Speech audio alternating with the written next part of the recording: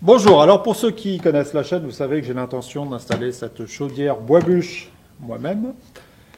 Donc j'ai fait plusieurs vidéos sur le sujet sur la chaîne que vous pouvez consulter. Aujourd'hui, ce que je voudrais faire, c'est m'intéresser au schéma d'installation de cette chaudière dans le système de chauffage central. Donc déterminer quels sont les éléments indispensables au bon fonctionnement du système et à la sécurité du système.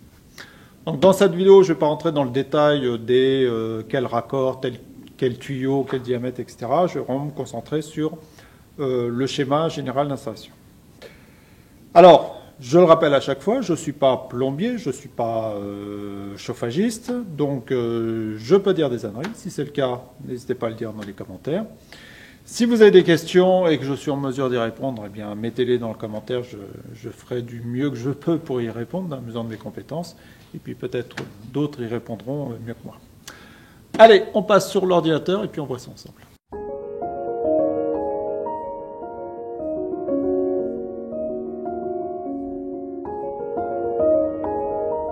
Alors, on commence avec un système très basique pour chauffer notre maison, qui est constitué d'une source de chaleur et d'un émetteur de chaleur, et puis de quelque chose entre les deux qui permet de transporter l'eau chaude.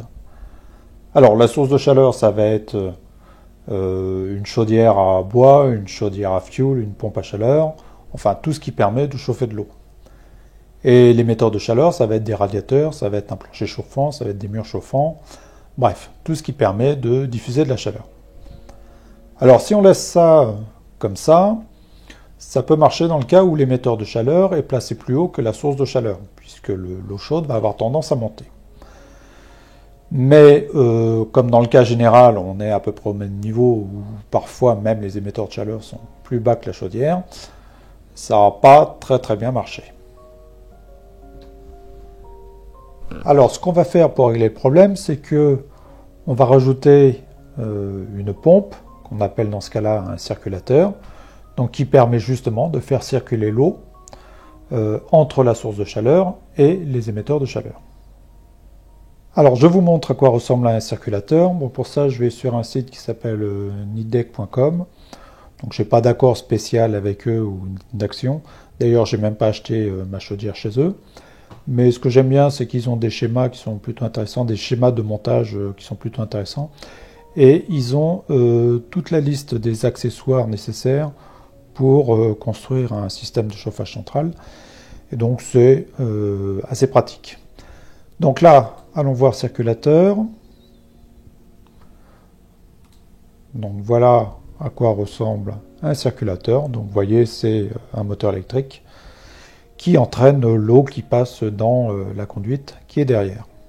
Alors on peut se poser déjà la question de comment on régule la température dans notre maison avec ce système-là. Alors, de façon très basique, on pourrait mettre un peu d'électronique, donc on va appeler régulateur, qui va recevoir en entrée la température intérieure, température extérieure, température des radiateurs, et qui va commander l'arrêt ou le démarrage du circulateur et de la chaudière. Alors ça peut éventuellement marcher avec les chaudières des pompes à chaleur, par exemple, qu'on peut démarrer et arrêter relativement facilement. Par contre, avec une chaudière à bois, ça ne marche pas. Une fois qu'elle est partie, elle est partie. On ne peut pas l'arrêter comme ça. Donc, dans notre cas, ce système-là ne sera pas applicable. Alors, on peut améliorer notre système en introduisant une vanne 3 voies dans le système. Donc, une vanne 3 voies va prendre en entrée deux flux d'eau, les mélanger et renvoyer le flux sortant, donc et le mélange des deux entrées. Donc là, on voit l'application sur ce schéma. On a toujours notre circulateur qui permet de faire circuler l'eau dans le circuit. Donc, selon le réglage de notre vanne 3 voies, elle va prendre en entrée une partie de l'eau chaude qui vient de la chaudière, une partie de l'eau froide qui revient des radiateurs, mélanger tout ça et renvoyer ça dans l'entrée du radiateur. Donc de cette manière, par le réglage de la 23 voies, on peut régler la température de l'eau qui traverse les radiateurs et donc la température de chauffage dans la maison. Alors si on n'a pas envie de passer son temps à régler notre 23 voies pour régler la température de la maison, eh bien ce qu'on peut faire, c'est qu'on met un moteur sur cette 23 voies, qui devient du coup une 23 voies motorisée, et derrière on met un régulateur, donc un peu d'électronique qui va prendre en entrée les températures, comme tout à l'heure, et qui va agir sur le moteur, éventuellement sur le circulateur, pour bien réguler la température dans les radiateurs, et donc la température dans la maison. Alors, si vous n'avez pas envie de assembler une 23 voies, un circulateur, un moteur, un régulateur, eh bien les constructeurs ont une solution pour vous qui s'appelle le module hydraulique et donc qui réunit toutes ces fonctions, 23 voies, circulateur, régulateur, en un seul appareil. Et parfois même, il propose d'autres fonctions. Alors, retournons voir notre Nidec pour voir ce qu'il nous propose en la matière. Donc, module hydraulique. Donc, allons voir cela. Donc, vous voyez, on commence avec des appareils qui remplissent les deux fonctions, c'est-à-dire 23 voies et circulateur. Et puis, on peut aller sur des modèles plus élaborés avec de la régulation, avec des thermostats d'ambiance, etc., etc. Et vous voyez que les prix sont quand même assez conséquents, puisqu'on démarre à 550 € pour aller vers près de 1000 €. Donc laissons pour l'instant la partie émetteur, et on va s'intéresser un peu plus à la partie chaudière. Donc dans cette vidéo, on s'intéresse aux chaudières bois-bûches, hein, pas pompe à chaleur, pas chaudière granulée, non, chaudière bois-bûches. Et les chaudières bois-bûches fonctionnent selon le principe de l'hydroaccumulation. Alors si c'est pas clair dans votre tête ce qu'est l'hydroaccumulation, j'ai fait une vidéo sur le sujet, je vous la mets en lien, je vous conseille d'aller la voir, et avant de continuer celle-ci. Donc, vous savez que l'hydroaccumulation utilise un stockage de la chaleur, donc sous forme d'un ballon qui contient de l'eau. Et en début de chauffe, ce qu'on va faire, c'est que l'énergie de la chaudière va aller pratiquement intégralement dans les radiateurs, puisqu'en début de chauffe, la maison est froide, donc on veut la réchauffer le plus rapidement possible, et donc on va envoyer la chaleur directement dans les radiateurs. Alors quand la maison est chaude, eh bien notre module hydraulique va entrer en action, c'est-à-dire qu'il va récupérer la sortie des radiateurs, la mélanger avec un petit peu d'eau chaude qui vient de la chaudière, juste pour compenser les pertes de la maison, et puis renvoyer ça dans les radiateurs. Donc on voit que là, toute la chaleur produite par la chaudière ne va pas être consommée par les émetteurs. Et donc la chaleur résiduelle va se stocker dans le ballon pour un usage futur. Une fois que tout le bois dans la chaudière est brûlé, eh bien la chaudière s'arrête, et à ce moment-là, c'est le ballon tampon, qui est rempli d'eau chaude s'il a été correctement dimensionné, qui prend le relais de la chaudière pour alimenter les émetteurs en eau chaude. Donc voilà globalement le cycle de fonctionnement d'une chaudière bois-bûche. Donc dans l'hydroaccumulation, on a besoin absolument d'un ballon tampon. La question qu'on peut se poser, c'est est-ce qu'il faut brancher nos radiateurs sur le ballon tampon, comme on l'a présenté depuis le début, ou s'il y a une façon de faire plus adaptée aux chaudières bois-bûches. Alors ce montage-là qu'on a sous les yeux, donc avec un branchement des radiateurs sur le ballon, c'est un montage qui est pas mal utilisé avec les pompes à chaleur. Mais dans ce cas-là, c'est pas un ballon tampon qu'on a au milieu, c'est un ballon de découplage hydraulique qui est beaucoup plus petit qu'un ballon tampon et qui ne sert pas au stockage de la chaleur.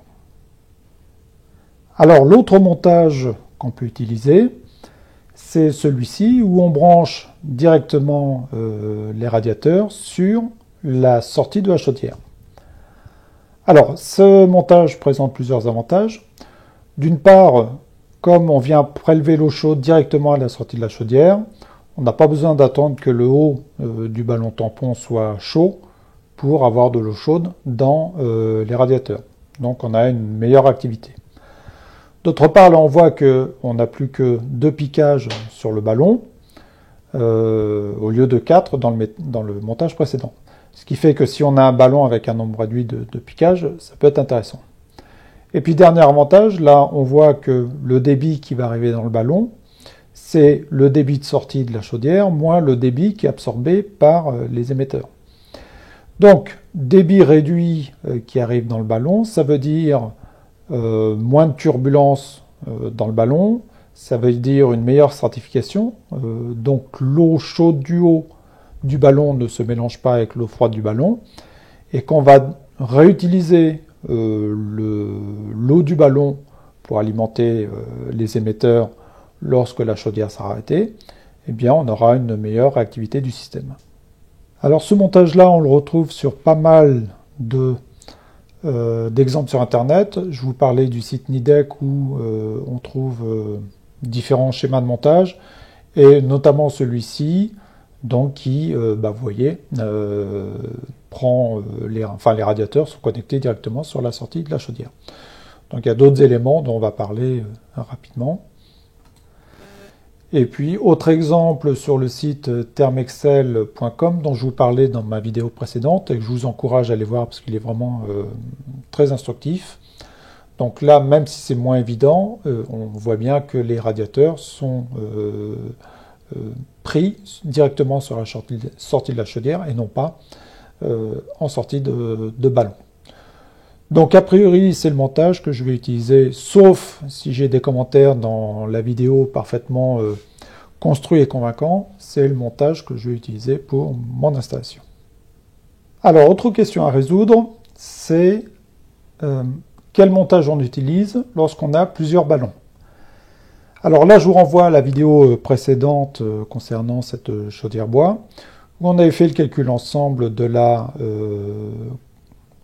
du volume de stockage dont on avait besoin compte tenu de la puissance de la chaudière et des besoins de la maison, et on était arrivé à la conclusion qu'il fallait 1800 litres de stockage. Alors, je n'ai pas trouvé sur le marché de l'occasion de ballon de 1800 litres, par contre ce que j'ai trouvé c'est 1000 litres et 800 litres. Donc je suis bien dans ce cas-là d'utiliser 2 ballons dans mon installation. Alors, est-ce que je dois les brancher en parallèle, comme ça, ou en série, de cette manière-là?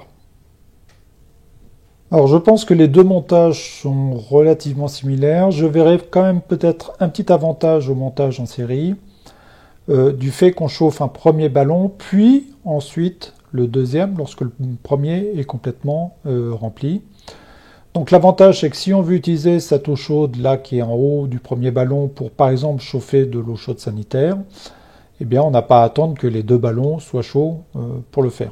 Donc système un petit peu plus réactif. Et d'ailleurs, quand je regarde les différents schémas sur Internet, souvent, et là c'est le cas chez Nidec, les montages sont faits en série. Donc a priori, c'est la direction que je prendrai pour mon installation, sauf là encore, commentaire tout à fait convaincant qui indiquerait que le montage parallèle est plus avantageux. Bon, on a résolu nos problèmes de branchement de radiateurs, de ballons multiples. On s'attaque à un autre problème qui est de protéger la chaudière. Alors, il est bien indiqué dans la documentation de la chaudière qu'il faut absolument éviter que l'eau qui revient dans la chaudière soit à une température inférieure à 60 degrés. Et pourquoi ça? Eh bien, c'est que si la température de retour est trop froide, ça crée un phénomène de condensation dans la chaudière, condensation qui se mélange avec les acides produits lors de la combustion du bois, et tout ça, ça fait un mélange parfait pour percer les chambres de combustion. Donc, comment on va faire pour assurer un retour de température 60 degrés minimum? Eh bien, c'est le problème qu'on a eu au début, qui est très similaire à ce qu'on a eu au début avec les radiateurs. Et on va utiliser la même réponse, c'est-à-dire une 23 voies et un circulateur. Donc là, on voit que au début du fonctionnement de la chaudière, donc toute l'installation est froide. Donc le retour des radiateurs va être froid à la température ambiante de la maison. Donc ce que va faire la 23 voies, c'est qu'elle va prendre une grosse partie du débit sortant de la chaudière, donc de l'eau qui est entre 75 et 90 degrés. Elle va mélanger cette eau avec un tout petit peu d'eau de retour des radiateurs pour sortir une eau à 60 degrés et qui va être envoyée dans la chaudière. Alors au fur et à mesure où la chaudière va réchauffer les radiateurs, la maison et les ballons, eh bien le retour va être de plus en plus chaud. La 23 voies va récupérer de moins en moins d'eau de sortie de chaudière jusqu'à ce qu'elle soit finalement complètement déconnectée et qu'elle n'ait plus d'action sur le circuit. Alors là encore, les fabricants ont eu pitié de nous et notamment l'un d'eux propose un produit qui s'appelle l'Adomat, je crois que c'est le nom de la société d'ailleurs, qui remplit toutes les fonctions circulateur 23 voies et qui propose même d'autres fonctionnalités pour avoir un système encore un peu plus élaboré, notamment en utilisant la température de sortie des fumées de la chaudière pour savoir si elle est en fonctionnement ou pas. Alors là encore, allons voir ce que nous propose notre ami Nidec. Pour vous donner une idée de à quoi ça ressemble cette bestiole étrange. Donc on va dans recyclage, et là je crois que pour ma chaudière c'est un 2160 qui est recommandé. Donc voilà à quoi ressemble la bestiole. Pour moi, il faut que j'ai un retour 63 degrés, ça serait bien. Donc celui-ci serait bien adapté. Donc vous voyez, c'est une belle bestiole. Mais les prix sont aussi jolis. En matière de chauffage, les choses ne sont pas données. Bon, notre circuit commence à prendre forme. Il nous reste un certain nombre de choses à gérer, donc, et notamment la pression. Alors, typiquement, dans une installation de maison individuelle, la pression que l'on vise dans le circuit, c'est quelque chose entre 1 bar et 1 bar 5. Alors, comment on va faire pour maintenir cette pression alors qu'on a une chaudière qui chauffe de l'eau? Et donc, comme vous le savez, l'eau chaude se dilate. Comme le volume du circuit est constant, eh bien, l'eau va monter en pression. Alors, une manière de résoudre le problème, c'est de ne pas avoir un volume constant dans le circuit, mais un volume variable. Et ça, on va l'obtenir avec un vase d'expansion. Alors, typiquement, un vase d'expansion, c'est, eh bien, vous voyez une citerne métallique dans laquelle il y a un ballon en caoutchouc gonflé à l'azote, gonflé à 1,5 bar. Et donc, si jamais notre pression dans le circuit augmente, par exemple qu'elle passe à 1,6 bar, les 1,6 bar qui arrivent ici sont supérieurs aux 1,5 bar contenus dans la vessie, et donc vont faire pression sur cette vessie pour réduire son volume.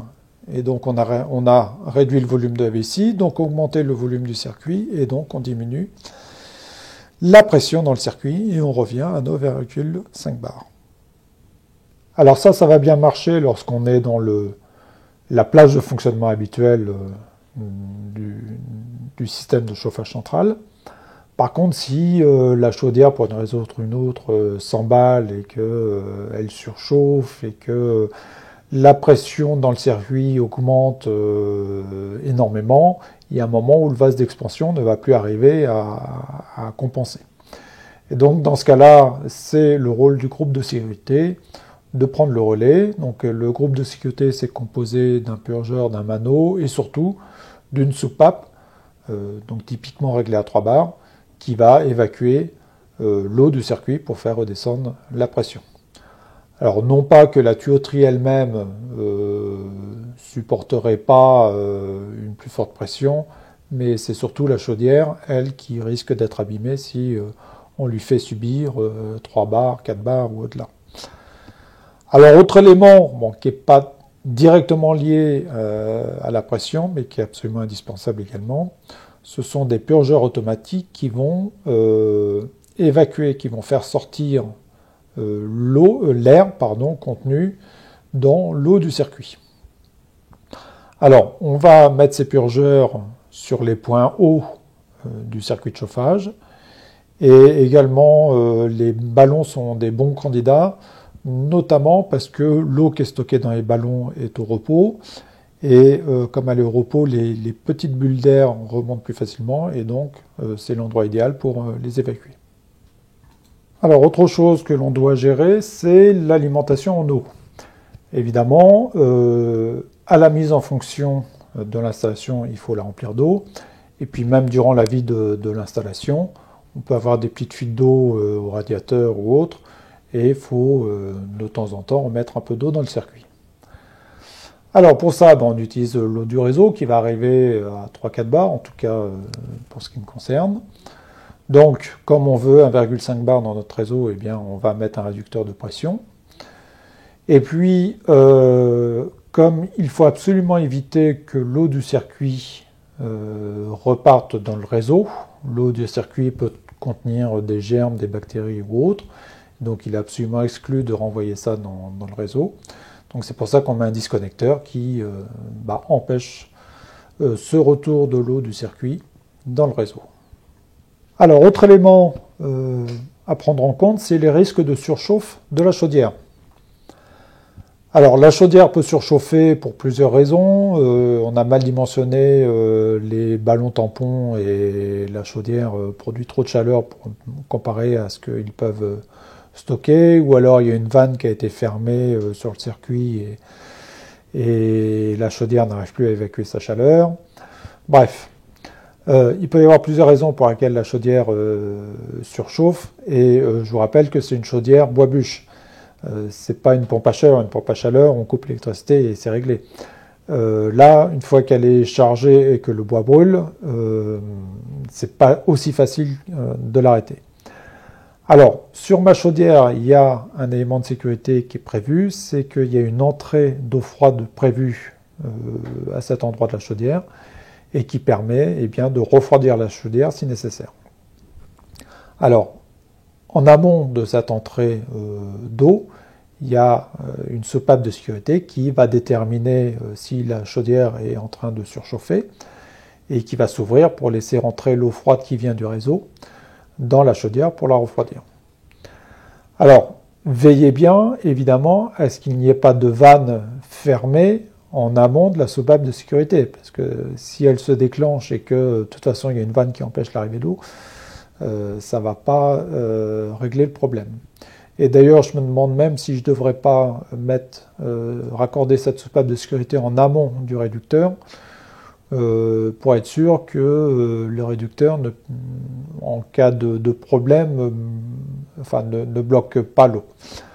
Alors c'est sûr qu'on va envoyer 3-4 bars dans la chaudière, elle ne va sûrement pas aimer, mais il vaut peut-être mieux ça que de faire brûler la maison. À ce sujet, je ne l'ai pas dit, mais là, le groupe de sécurité de pression, il faut aussi veiller à ce qu'il ne soit pas derrière une vanne. Si par inadvertance, on ferme une vanne qui est avant le groupe de sécurité, eh bien la chaudière monte en pression et le groupe de sécurité ne détecte rien.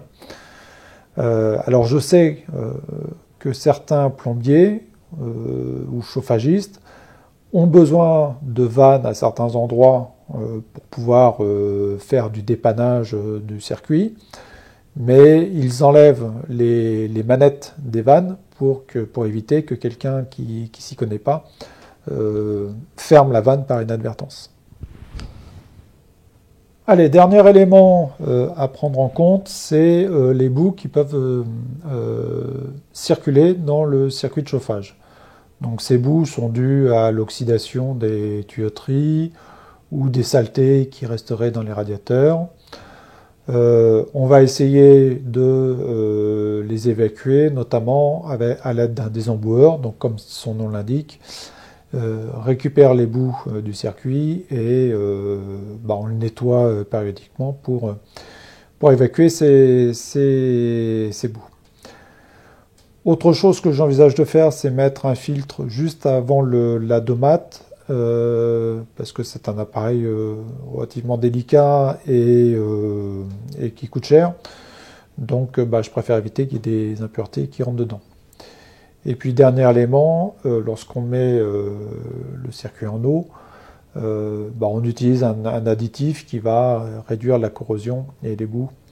Donc on ajoute cet additif à l'eau qu'on introduit dans le circuit. Bon voilà, notre installation commence à prendre forme. Donc on a là tous les éléments indispensables et principaux d'une installation de chauffage.